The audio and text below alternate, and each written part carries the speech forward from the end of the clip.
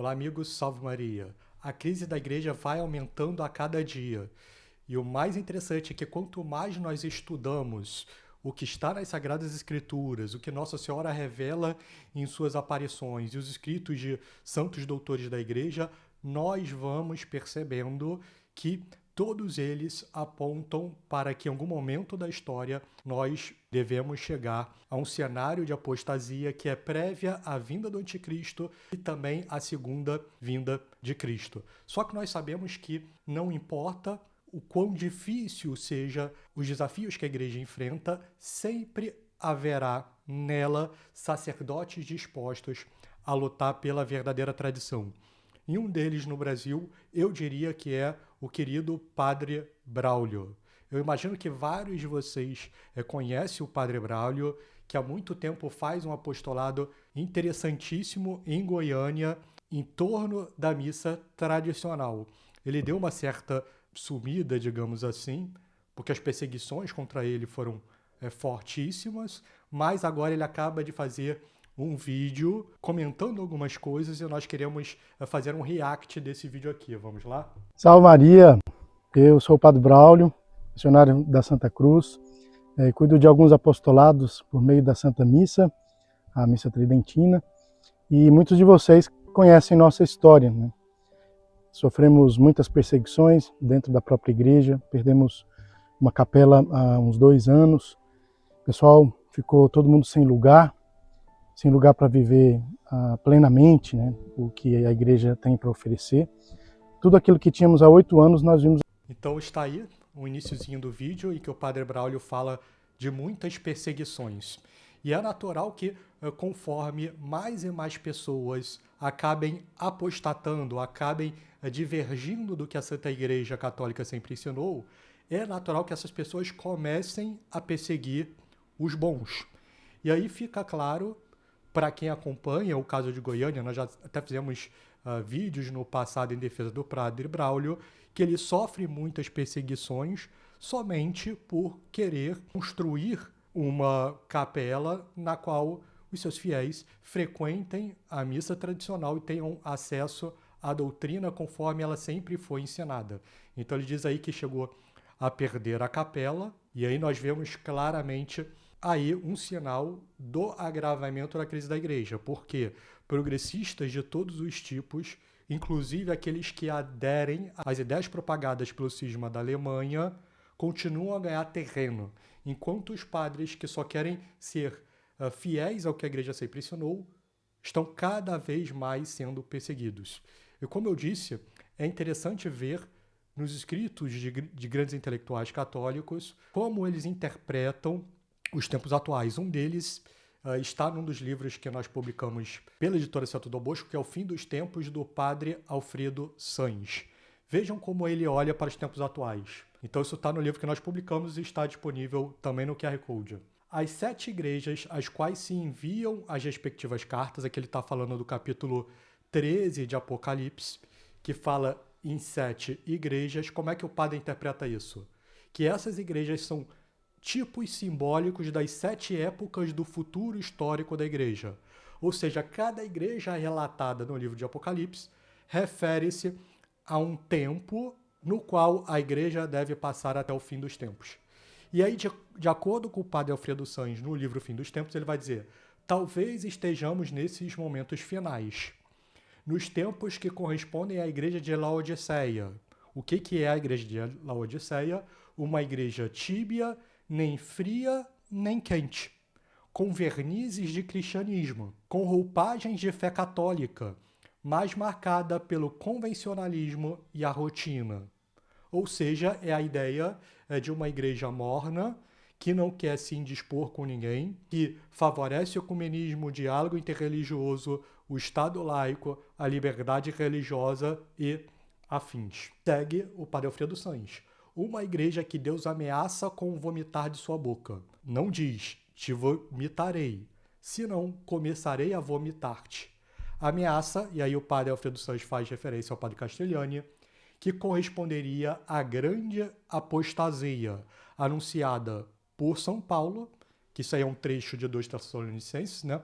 E pelo próprio nosso Jesus Cristo nos seus discursos escatológicos em Mateus, Marcos e Lucas. E aí continuou o padre: por sorte, o vômito não se consumará.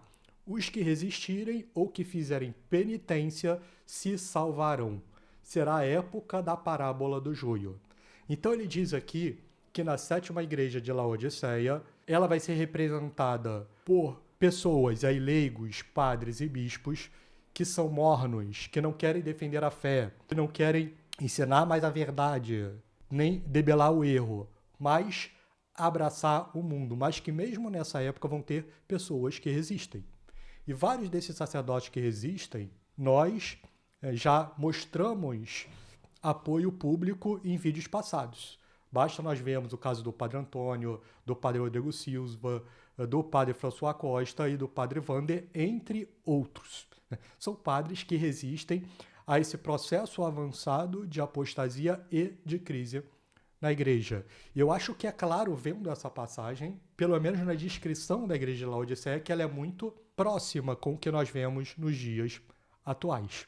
De campanha da fraternidade, de pessoas que infelizmente estão mais preocupadas em transformar a igreja numa ONG e não com a missão da igreja de salvar almas, e assim sucessivamente. E nós vemos que nesse cenário os bons sacerdotes são perseguidos cada vez mais.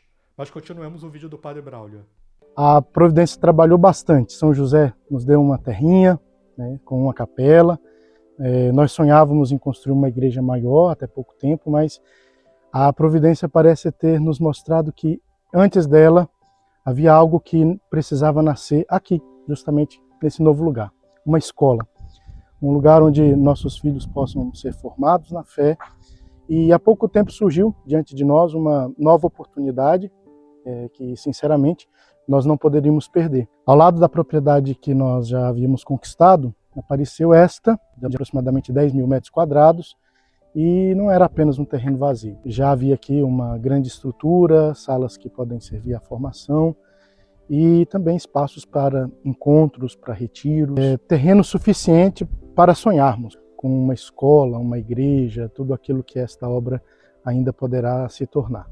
Então nós vemos aqui que o Padre Braulio, ele almeja construir uma escola do lado da capela no qual ele toca o seu apostolado. É um terreno de 10 mil metros e ele naturalmente pede ajuda a todas as pessoas que estão ali, né? E eu posso dizer que eu conheço o Padre Braulio já há alguns anos. Eu, inclusive, casei-me com a Gabriela, que fez esse movimento para a tradição por causa do Padre Braulio. E é interessantíssimo ter essa experiência de conhecer o que o Padre Braulio faz em Goiânia. Isso me lembra de diversas formas o Padre Júlio Maria de Lombardi.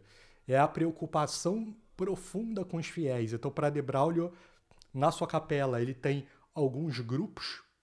Por exemplo, tem o grupo da catequese, tem o grupo de formação e outros.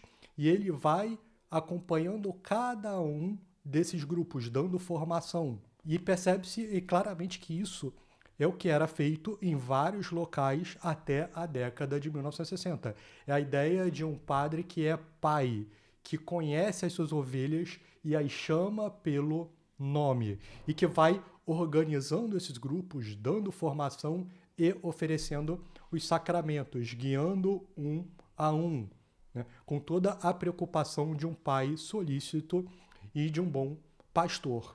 E quando a gente percebe esse método sendo aplicado, que nós vemos ali claramente no caso do Padre Braulio, das principais capelas no Brasil e no exterior, que eu também tive essa experiência de conhecer apostolados tradicionais nos Estados Unidos, e é interessantíssimo ver que o apostolado não se encerra, não fica restrita à missa dominical, mas que há vários grupos construídos ali, como, por exemplo, catequeses semanais, que fazem com que aquela capela tenha vida.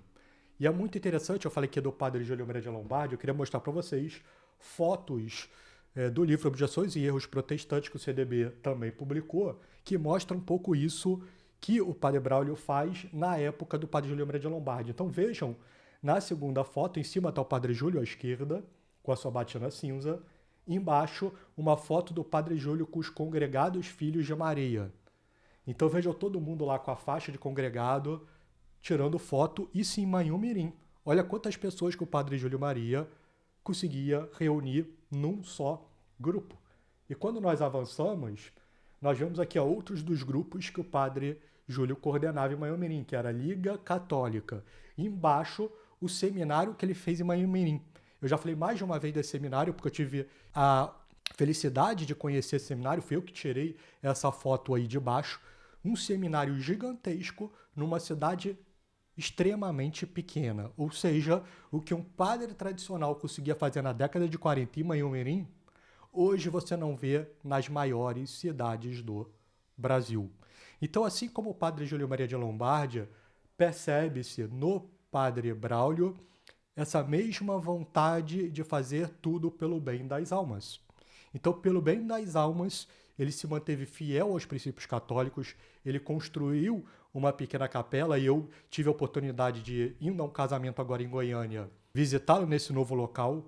É edificante ver, após a missa, uma turma de pessoas ali, de crianças, sendo catequizadas num lugar e no outro uma formação sobre uma das virtudes morais do Padre Braulio com os seus fiéis. Então, aquela vida na capela florescendo. E aí é óbvio que, se um padre faz isso ao longo de décadas, qual é o tipo de fruto que a gente espera? O tipo de fruto que o padre Júlio Maria de Lombardia obteve em Manhumirim. Porque a graça age, todo o meio é propício para a santificação das pessoas, as famílias começam a se tornar numerosas, elas começam então a serem amigas umas das outras, a conviver uma das outras, famílias são formadas ali, e aí os frutos começam a se multiplicar. E é justamente por isso que sacerdotes, como esses que nós citamos aqui, são perseguidos de forma bastante grave atualmente, porque os progressistas não podem deixar esse tipo de coisa aqui nas fotos acontecer. Mas eu tenho plena convicção de que, se derem espaço ao padre Braulio, o seu apostolado vai crescer bastante nos próximos anos. E por isso eu faço um apelo a você que mora em Goiânia. Se você nunca frequentou a missa tradicional, eu peço que você tenha essa experiência. Visite a capela do padre Braulio. É preciso ter essa experiência da tradição. E eu tenho certeza que vocês vão ficar impactados positivamente com essa experiência. E se você conhece alguém que mora em Goiânia, eu peço que encaminhe esse vídeo para essa pessoa, para que ela também possa ter essa oportunidade de conhecer o que o Padre Braulio está fazendo em Goiânia. Por fim, você morando em Goiânia ou não, eu peço que você entre no Instagram do Padre Braulio, que eu vou deixar, inclusive, o link na descrição. Assista a esse vídeo do Padre na íntegra e, se você puder ajudá-lo, nós agradecemos profundamente, porque é por meio desses sacerdotes que permanecem fiéis à Santa Igreja Católica no meio desse turbilhão que é a Revolução nos tempos modernos, é por meio da fidelidade desses homens que nós vamos conseguir seguir em frente. Muito obrigado a todos que nos assistiram até aqui. Até o próximo vídeo e que viva Cristo Rei!